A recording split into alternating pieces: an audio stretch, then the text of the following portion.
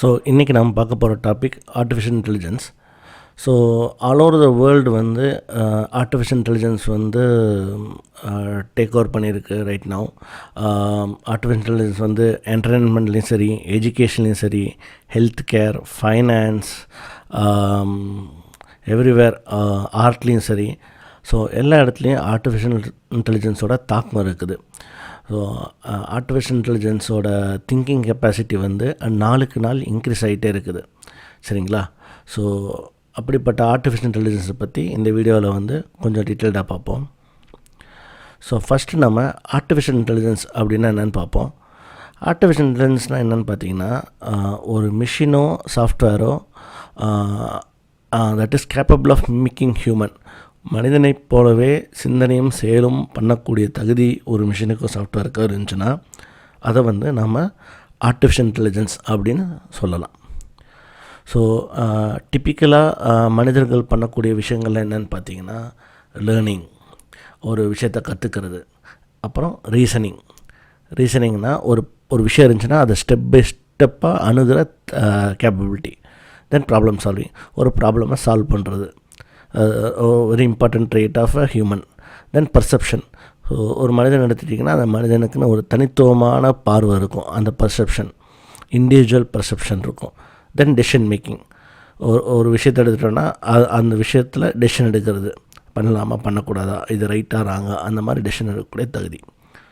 So இதெல்லாம் தான் ஒரு மனிதன் பண்ணக்கூடிய விஷயங்கள். இந்த விஷயங்கள் எல்லாமே ஒரு மிஷின் பண்ணுச்சுன்னா ஸோ நம்ம அதை ஒரு இன்டெலிஜென்ட் பீயிங் அப்படின்னு சொல்லலாம். அதை வந்து ஆர்டிஃபிஷியல் இன்டெலிஜென்ஸ்னு சொல்லலாம். ஏன்னா ஆர்டிஃபிஷியலாக நம்ம அது இன்டெலிஜென்ட்டாக ஆக்குறோம், அதனால் அது பேர் ஆர்டிஃபிஷியல் இன்டெலிஜென்ஸ்.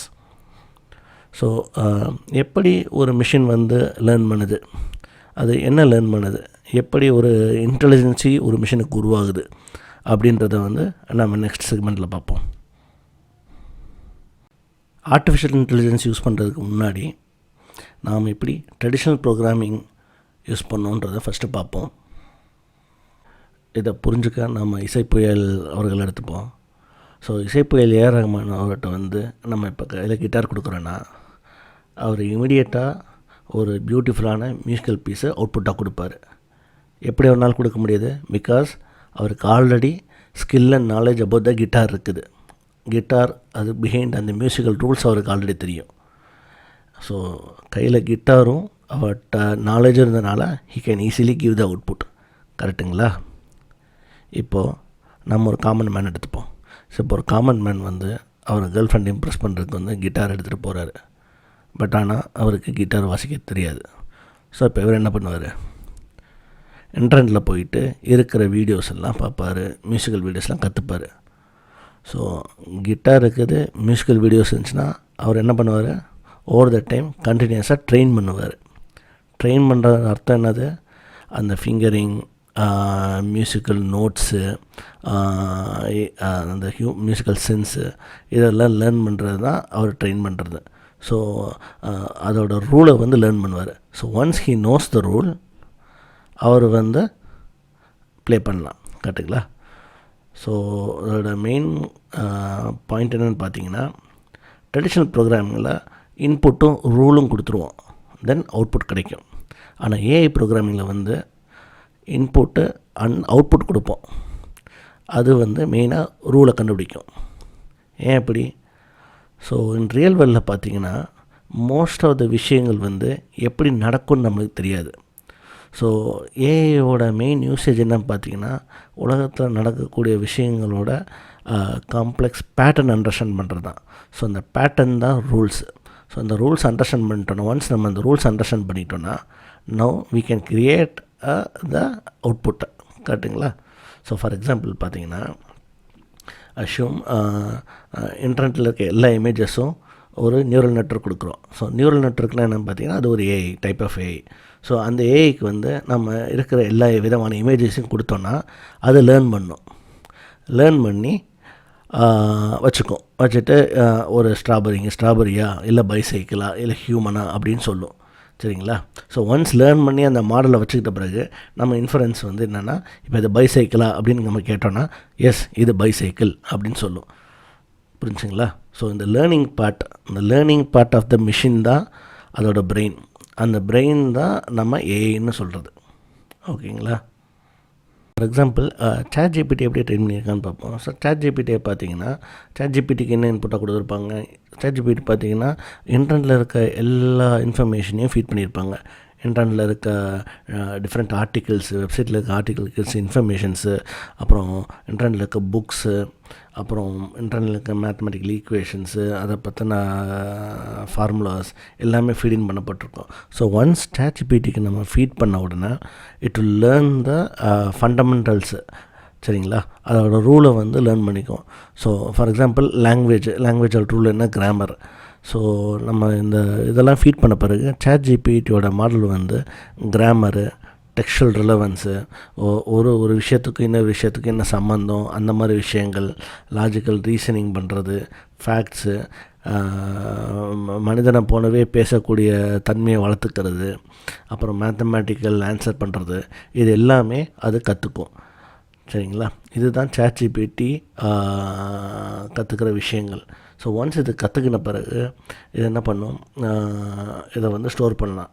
ஸோ ஸ்டோர் பண்ண பிறகு நாம் இப்போ என்ன பண்ணுறோம், இன்டர்நெட்டில் போயிட்டு ChatGPT கொஷின் கேட்குறோம். கொஷின் பண்ணோன்னே ChatGPT இந்த ரூலை பேஸ் பண்ணி நம்மளுக்கு ஆன்சரை வந்து ஃபீட்பேக்காக கொடுக்குது. ஸோ இப்படி தான் ChatGPT ஒர்க் ஆகுது. ஸோ ChatGPT வந்து இப்போ வந்து மனிதர்கள் என்னெல்லாம் பண்ணுறாங்களோ, நம்ம முன்னாடி பார்த்த மாதிரி லேர்னிங், டெசிஷன் மேக்கிங், இந்த மாதிரி பண்ணுறதுனால இப்போ நம்ம வந்து இது ChatGPTயை வந்து ஹியூமன் இன்டெலிஜென்ஸ் இருக்குது அப்படின்னு சொல்லிடலாமா அப்படின்னு ஒரு கேள்வி இருக்குது. ஸோ ChatGPT மட்டும் இல்லை, ChatGPT மாதிரி இப்போ நிறையா LLM இருக்குது.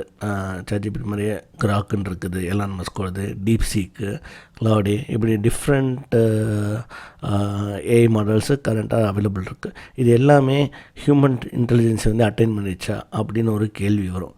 பிகாஸ் ஹியூமன் பண்ணுறதெல்லாம் அது பண்ணுது நம்ம முன்னாடி பார்த்த மாதிரி. ஸோ அப்போ அது வந்து ஹியூமன் இன்டெலிஜென்ஸை அட்டைன் பண்ணிச்சா அப்படின்னு ஒரு கேள்வி இருக்கும். கரெக்டுங்களா?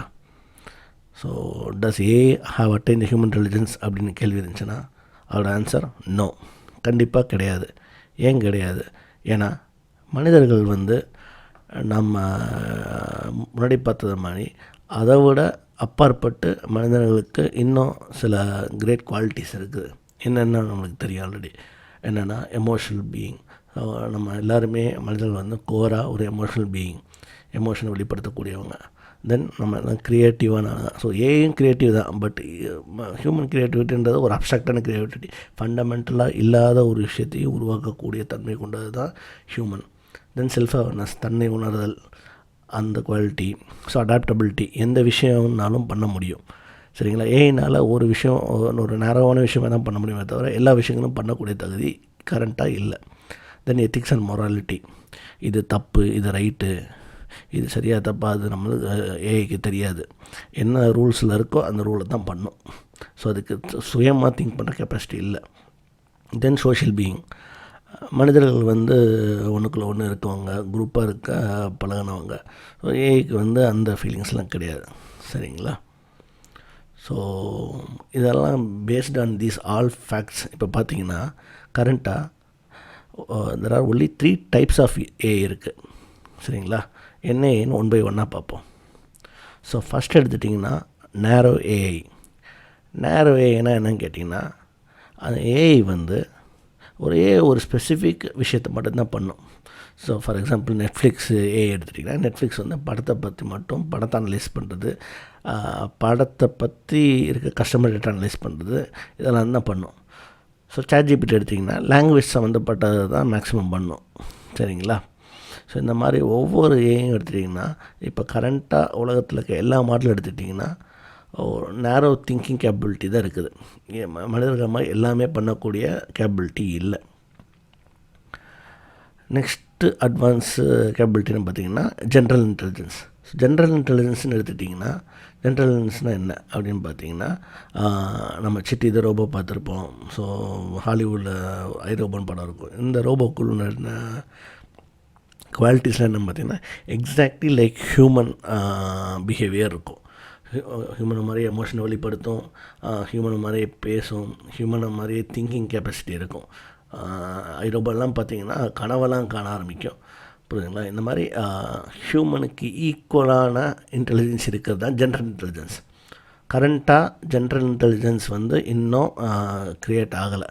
ஸோ ஜென்ரல் இன்டெலிஜென்ஸையே இன்னும் உருவாக்கப்படலை. ஸோ பட் கூடிய சீக்கிரம் ஜென்ரல் இன்டெலிஜென்ஸ் வந்து உருவாக்கப்படலான்றதான் சயின்டிஸ்ட்லாம் சொல்லிகிட்ருக்காங்க. இட் மே ஹேப்பன் வித்தின் 10 இயர்ஸ்ன்றாங்க. So let's wait and watch. அதுக்கப்புறம் இருக்க ஏஐ பார்த்திங்கன்னா சூப்பர் ஏஐ. ஸோ சூப்பர் ஏன்றது பார்த்திங்கன்னா மனிதனுக்கும் அப்பாற்பட்ட ஒரு ஏஐ. ஸோ சூப்பர் ஏன்னு ஒன்று உருவாயிருச்சுன்னா, ஸோ மனிதன் வந்து இப்போ எப்படி ஒரு ஒரு ஒரு சின்ன ஒரு பூச்சி வகை எடுத்துட்டிங்கன்னா, அந்த ஒரு ஒரு ஒரு பூச்சிக்கு இருக்க புரிதலும் மனிதனுக்கு இருக்க புரிதலும் எவ்வளோ டிஃப்ரென்ஸோ, அந்த மாதிரி மனிதனும் இந்த சூப்பர் ஏக்கும் உள்ள டிஃப்ரென்ஸ் வந்து அவ்வளோ கேப் இருக்கும். ஸோ நம்மளால் அந்த சூப்பர் ஏயை பற்றின புரிதலே இருக்காது, அவ்வளோ அட்வான்ஸாக அது வளர்ந்துருக்கும். ஸோ அவ்வளோ பவர் இருக்கனால அது ஈஸியாக நம்மளை கண்ட்ரோல் பண்ணக்கூடிய வாய்ப்பு அதிகமாக இருக்குது. நம்ம எர்த்தும் சேஃபாக இருக்குமா இருக்காதான்றது நம்ம யாருக்கும் கண்டிப்பாக சொல்ல முடியாது. ஸோ அப்பேற்பட்ட இன்டெலிஜென்சி இருக்கக்கூடியது தான் சூப்பர் ஏஐ. சரிங்களா? ஸோ நம்ம ஃபஸ்ட்டே கேட்ட கேள்வி மாதிரி, கேன் மிஷின் திங்க்? எஸ், கண்டிப்பாக ரைட் நோ மிஷின் திங்க் பண்ணுது. பட் ஓரளவுக்கு தான் திங்க் பண்ணுது. மனிதனுக்கு ஈக்குவலண்ட்டான திங்கிங் இல்லை. பட் நியர் ஃப்யூச்சர் மனிதனுக்கு ஈக்குவலாகவும் திங்க் பண்ணும், மனிதனையும் மிஞ்சின்னு திங்க் பண்ணும். ஓகேங்களா? ஸோ தேங்க்ஸ் ஃபார் வாட்சிங், thanks for listening. Thank you all.